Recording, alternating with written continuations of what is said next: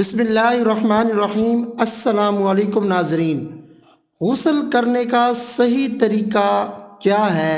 غسل کرنے کا صحیح اور مصنون طریقہ کون سا ہے؟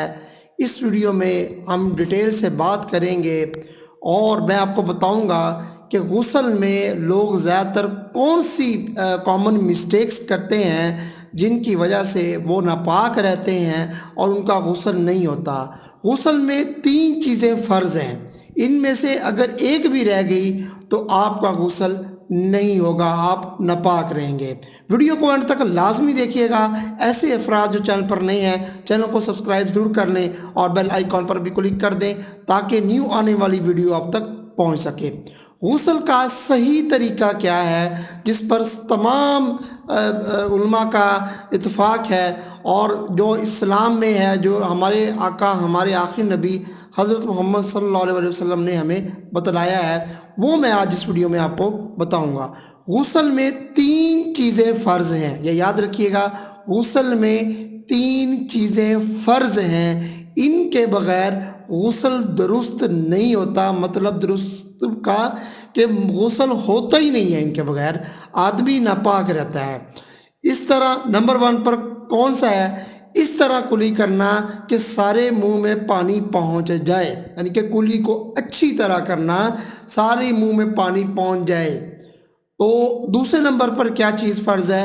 ناک میں پانی ڈالنا، جہاں تک ناک نرم ہے وہاں تک پانی ڈالنا، یعنی کہ کافی اوپر تک ناک میں پانی ڈالنا، جہاں تک ناک نرم ہے، ہڈی سے پہلے تک آپ اس میں پانی ڈال سکتے ہیں۔ ناک میں پانی ڈالنا جہاں تک ناک نرم ہے۔ اور نمبر 3 پر جو فرض ہے وہ ہے سارے بدن پر پانی پہنچانا، یعنی کہ سارے بدن پر پانی پہنچانا حتیٰ کہ ایک بال بھی خشک نہ رہے جسم کا۔ صحیح ہے، جسم کا کوئی حصہ بھی خشک نہ رہے۔ ان 3 چیزوں کے علاوہ باقی چیزیں سنت ہیں، ان کے کرنے سے ثواب ملتا ہے اور اگر نہ کرے تو بھی غسل ہو جاتا ہے، مگر سنت کے موافق نہیں ہوتا۔ غسل کرنے کا مسنون طریقہ درج ذیل ہے۔ غسل کرنے والے کو چاہیے کہ پہلے گھٹنوں تک دونوں ہاتھ دھوئے، پھر استنجے کی جگہ دھوئے۔ ہاتھ اور استنجے کی جگہ پر نجاست ہو تب بھی اور نہ ہو تب بھی، ہر حال میں دونوں کو پہلے دھونا چاہیے۔ پھر جہاں بدن پر نجاست لگی ہو اسے پاک کرے، پھر وضو کرے۔ اگر کسی سٹول یا پتھر پر بیٹھ کر غسل کر رہا ہے تو وضو کرتے وقت پیر بھی دھو لے، اور اگر ایسی جگہ ہے کہ پیر بھر جائیں گے اور غسل کے بعد پھر دھونے پڑیں گے تو سارا وضو کرے مگر پیر نہ دھوئے۔ وضو کے بعد 3 مرتبہ اپنے سر پر پانی ڈالے، پھر 3 مرتبہ دائیں سیدھے کندھے پر، یعنی سجی سائڈ ہم پنجابی میں کہتے ہیں، کندھے پر، اور پھر 3 بار بائیں یعنی کہ الٹی سائڈ پر، الٹے کندھے پر پانی ڈالے، اس طرح کہ سارے جسم پر پانی بہہ جائے۔ 1 مرتبہ پانی بہانے کے بعد پہلے سارے جسم پر اچھی طرح ہاتھ پھیر لے، پھر دوسری بار پانی بہائے تاکہ سب جگہ اچھی طرح پانی پہنچ جائے، کہیں سوکھا نہ رہے۔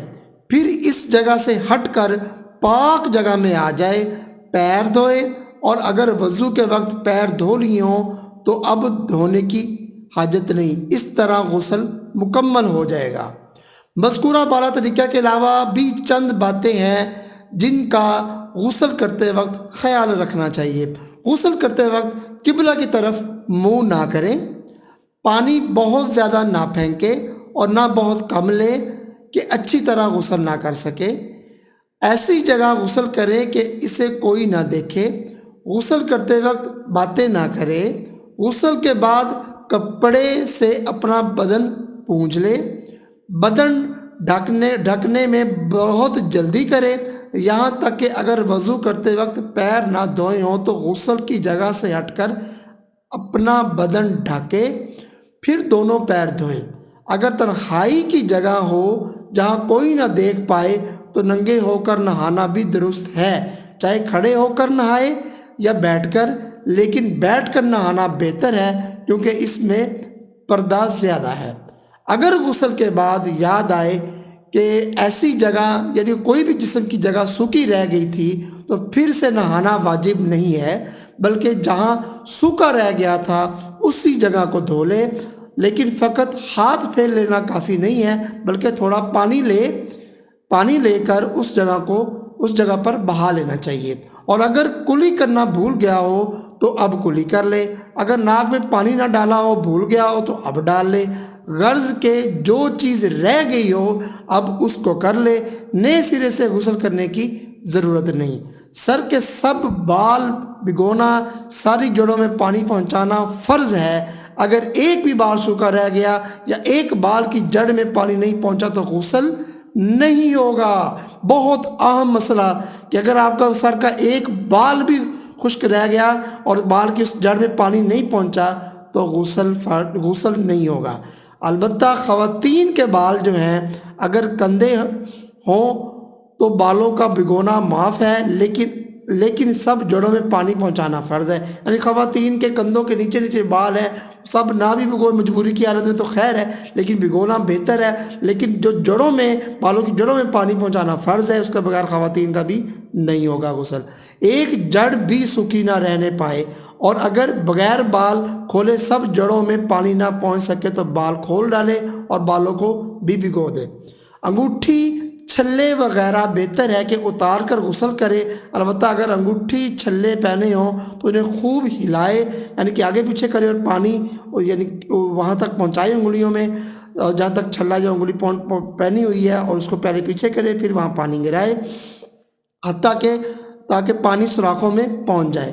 اسی طرح خواتین نتھ اور بالیوں کو خوب ہلائیں، اور اگر بالیاں نہ پہنی ہوں تب بھی سوراخوں میں پانی ڈالیں۔ ایسا نہ ہو کہ پانی نہ پہنچنے اور غسل صحیح نہ ہو، پانی نہ پہنچ پائے اور غسل صحیح نہ ہو۔